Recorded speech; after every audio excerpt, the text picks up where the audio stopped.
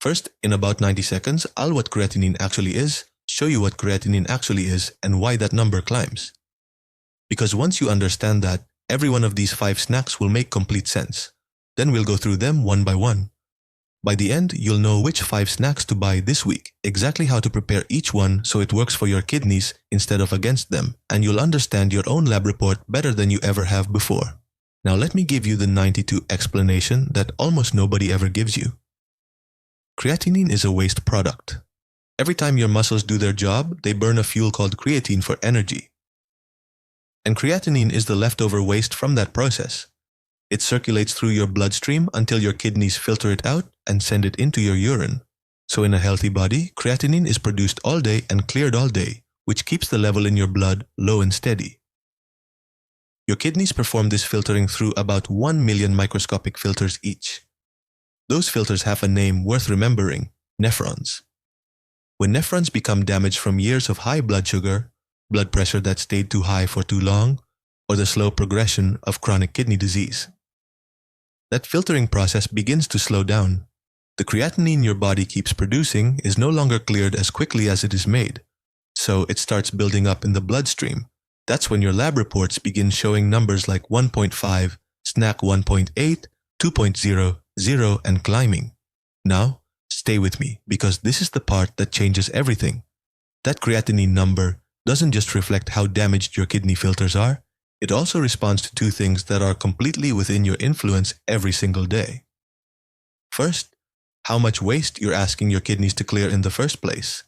Second, how much ongoing damage those filters are receiving from inflammation and from the blood vessels that supply them.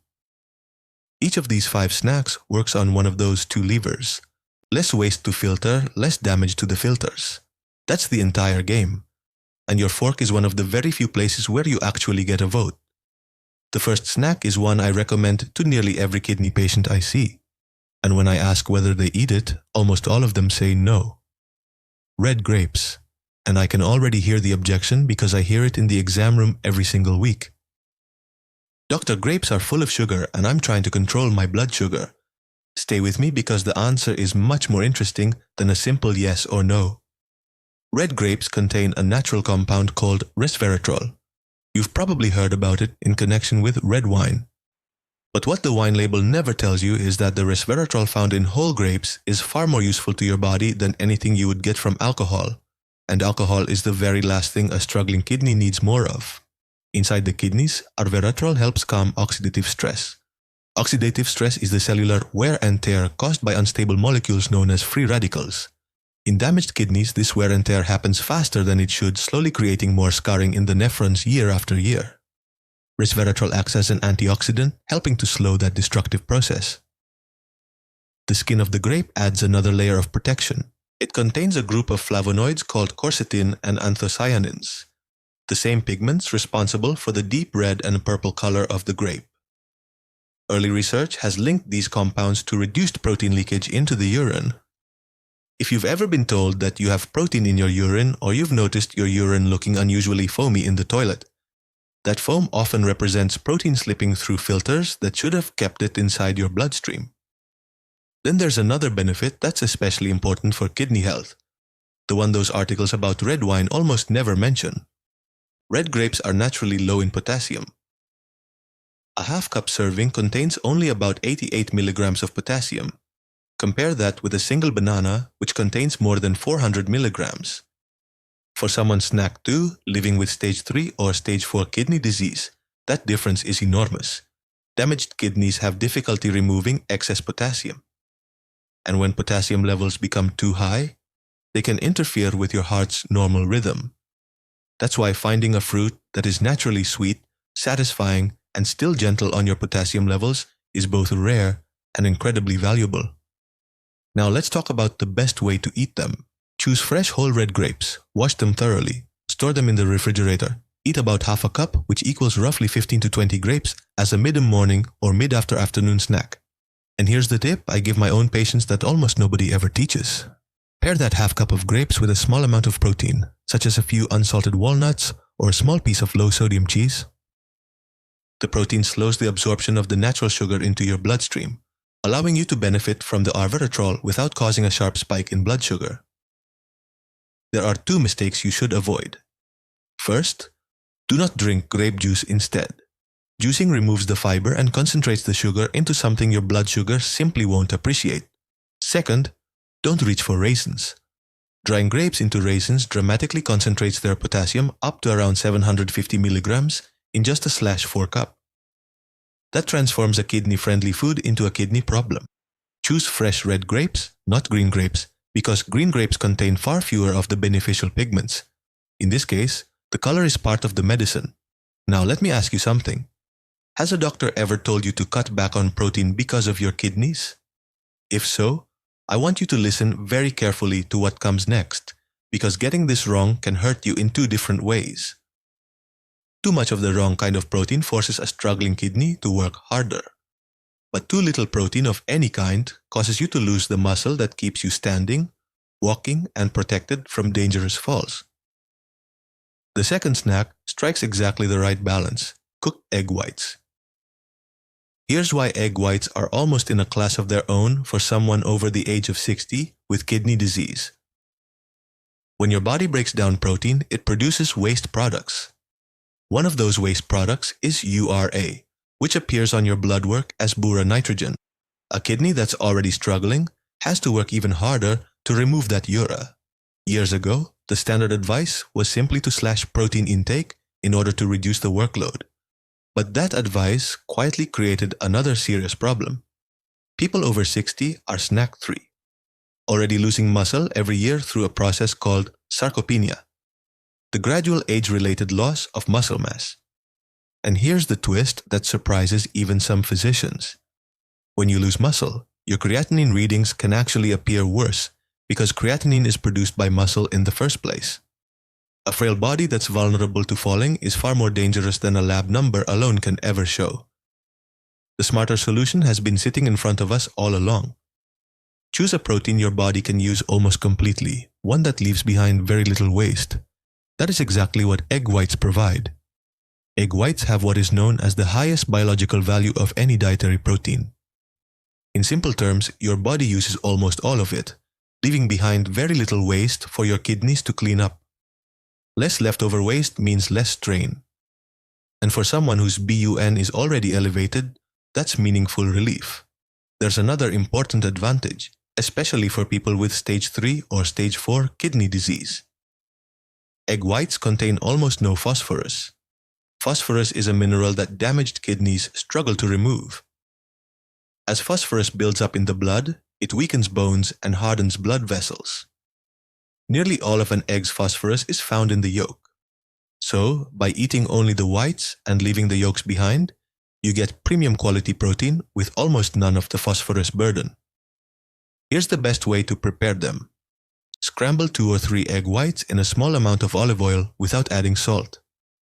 Use fresh herbs such as parsley or chives for flavor, or simply hard-boil whole eggs and remove the yolks. If you buy cartons of liquid egg whites, read the nutrition label carefully. Some brands add significant amounts of sodium. Choose one that contains less than about 100 milligrams of sodium per serving. The biggest mistake I see is someone eating one lonely egg white and calling it a snack. If your goal is to preserve muscle, you should aim for approximately 10 to 15 grams of protein at one sitting. That usually means 3 to 4 egg whites. One important caution. If you're living with advanced kidney disease, stage 4 progressing towards stage 5, your protein requirements become highly individualized. Work with your own kidney specialist to determine exactly how much protein you should eat. But for most people in the earlier stages of kidney disease, smart protein choices like egg whites are a benefit, not a threat. Now the third snack is probably going to surprise you. It surprised about half of my colleagues too. Potatoes. The very food that nearly every kidney diet handout in America tells you to cross off your list, I'm going to tell you to put them back on. And the reason snack 4 comes down to one preparation method that's been sitting in kidney nutrition textbooks for decades, but almost never reaches real patients. Potatoes are usually restricted because they're high in potassium. And that's true. But potassium has one characteristic that most people never learn. It dissolves in water. Potassium is water-soluble. That means you can physically remove a large portion of it before you ever eat the potato. Kidney dietitians call this technique leaching. Here's exactly how it works. Peel the potatoes, slice them into thin pieces about 1/8 of an inch thick. The thinner the slices, the more surface area is exposed to the water. Place the slices into a large pot of warm water and let them soak for at least 4 hours. Halfway through the soaking time, change the water once. Then drain the potatoes, rinse them thoroughly, and cook them in fresh unsalted water. When done correctly, this process removes about 30 to 50% of the potato's potassium, leaving it behind in the water that you throw away. No, it doesn't remove all of the potassium.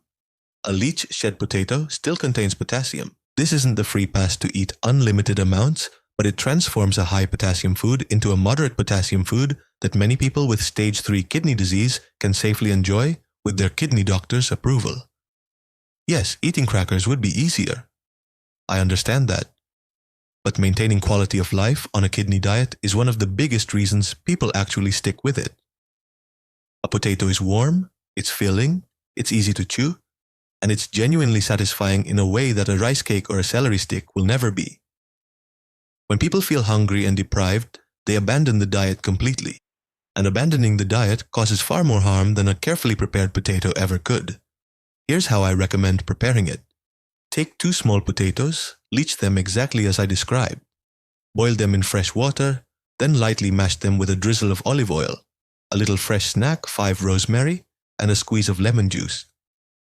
Limit yourself to about half a cup per serving. There are 2 major mistakes to avoid. First, don't microwave the potato and assume it's the same thing. Microwaving cooks the potato, but it removes none of the potassium. The potassium stays inside. The slicing, soaking, and boiling are essential. Second, don't let anyone tell you to replace it with a sweet potato because it's supposedly healthier. For the average healthy person, maybe for someone with kidney disease, that's a completely different story. A medium sweet potato contains more than 500 milligrams of potassium. Unless you prepare it using the exact same leaching process, it is not the safer option. A kidney diet and a general healthy diet are not the same thing.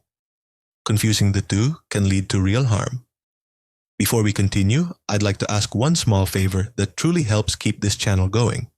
If you're finding this information helpful, let me know your age in the comments below. And if you know your most recent creatinine level or GFR, include that too. I read those comments and they help guide the videos I create next.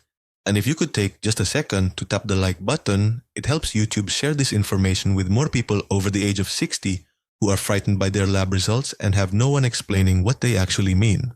That's all. Now let's continue, because the final 2 snacks are ones that most people have never even associated with kidney health. The 4th snack is one I recommend to nearly every kidney patient I see, regardless of the stage of disease: cauliflower. The reasons go much deeper than what's written on standard kidney diet sheets. Let's begin with the basics. Cauliflower is naturally low in potassium, containing about 150 milligrams in a half-cup serving. It's also low in phosphorus, low in sodium, and it's an excellent source of vitamin C and folate. That's especially important because kidney patients, particularly those on dialysis or following very restricted diets, often become deficient in these water-soluble vitamins. But here's the deeper story, the part you won't hear while walking through the produce section. Cauliflower belongs to the cruciferous vegetable family along with broccoli, cabbage, and Brussels sprouts. These vegetables contain a natural compound called indole-3-arbol. Your body converts it into another compound researchers commonly refer to as DIM. Research suggests that DIM helps reduce inflammation by influencing one of your cell's primary inflammatory control systems, known as the NF-kappa B pathway. And that word inflammation is central to a real story from a patient understanding why kidney disease continues to progress over time. In chronic kidney disease, a low, persistent, smoldering level of inflammation is one of the main reasons creatinine continues to climb, even in people who feel perfectly fine. Now, I want to be careful here and not overstate the evidence. Research on this particular compound and its direct effects on the kidneys is still in its early stages. And I am not telling you that cauliflower alone will lower your creatinine. What I am telling you is this. Reducing that underlying inflammation is one of the fundamental strategies for slowing the progression of kidney disease according to kidney specialists at the National Institutes of Health.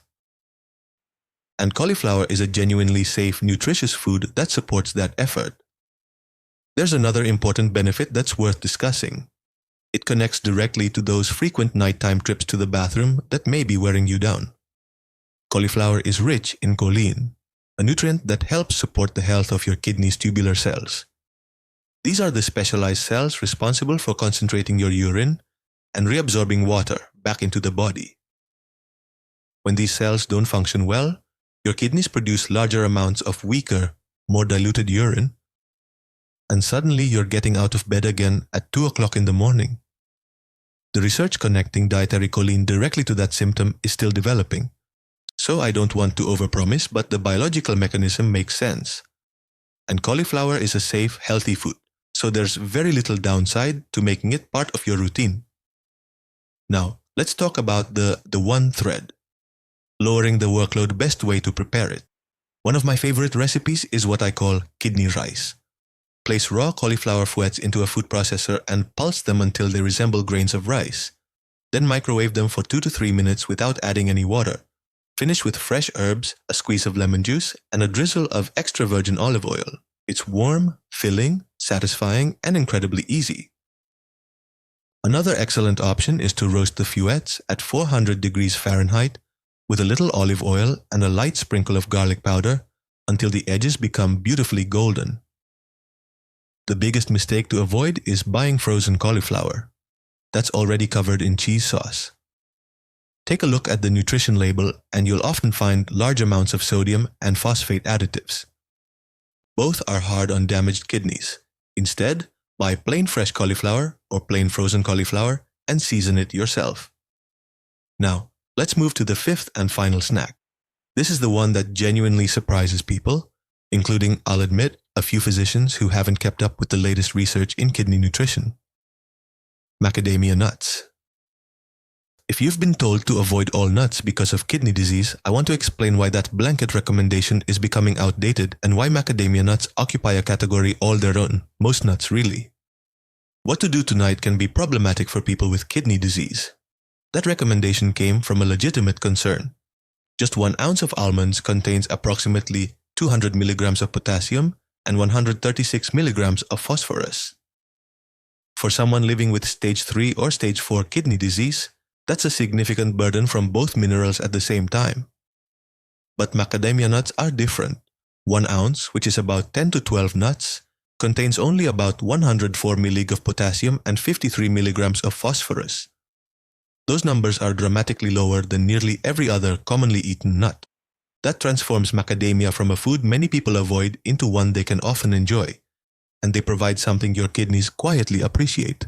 Macadamia nuts are exceptionally rich in monounsaturated fats, particularly oleic acid, the very same heart-healthy fat that makes extra virgin olive oil so beneficial.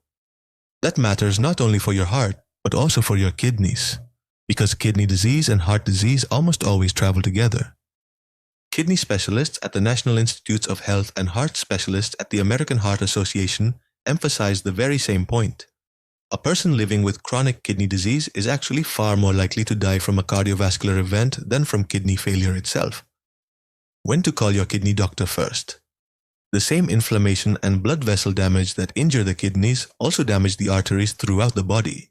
Monounsaturated fats help lower harmful LDL cholesterol while improving the health of the lining of your blood vessels. Healthier blood vessels mean healthier blood flow into your kidneys.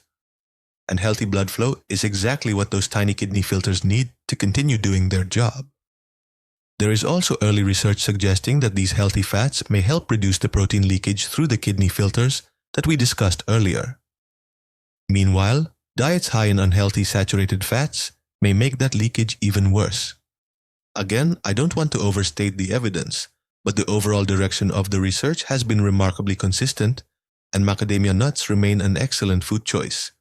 They're also one of the very few truly satisfying crunchy snacks for people trying to manage both kidney disease and blood sugar.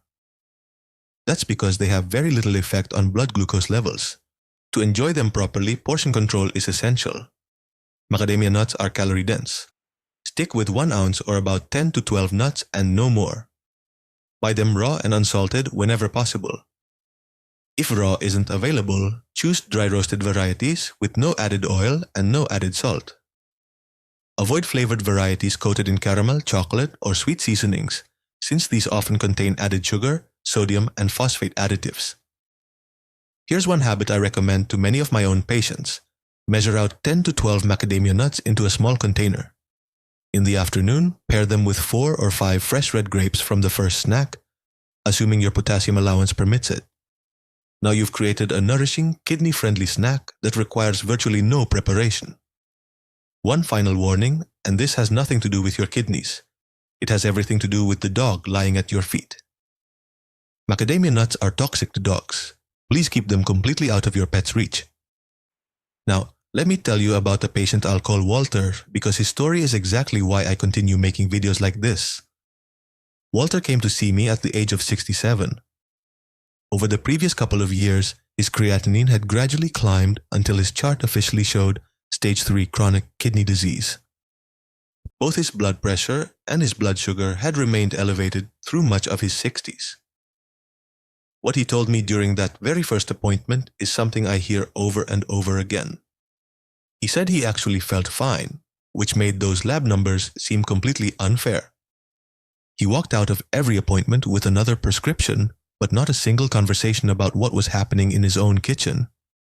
He was getting out of bed 3 times every night to urinate without telling anyone. He had quietly stopped traveling because of it, and he was frightened in the very particular way. People become frightened when a lab number keeps climbing and nobody has given them anything practical they can actually do. So we focused on 2 things.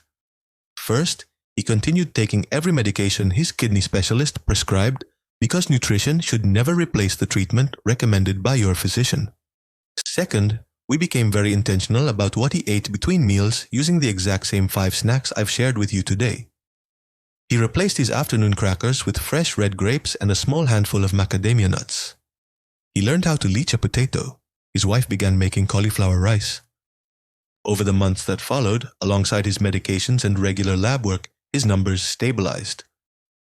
I want to choose my words carefully here because this is where people often make promises they can't keep. His creatinine did not return to normal. It simply stopped climbing and remained stable. His blood pressure improved. His nighttime trips to the bathroom dropped from 3 times a night to just once. But the thing he told me he appreciated most wasn't his lab results at all. It was the feeling that he had finally become an active participant in protecting his kidneys instead of standing by helplessly watching them slowly fail. I also want to be honest about the other ending because I've seen it far too many times. The person who hears all of this intends to make changes but never quite gets around to it, then comes back a year later with worse numbers and far fewer treatment options.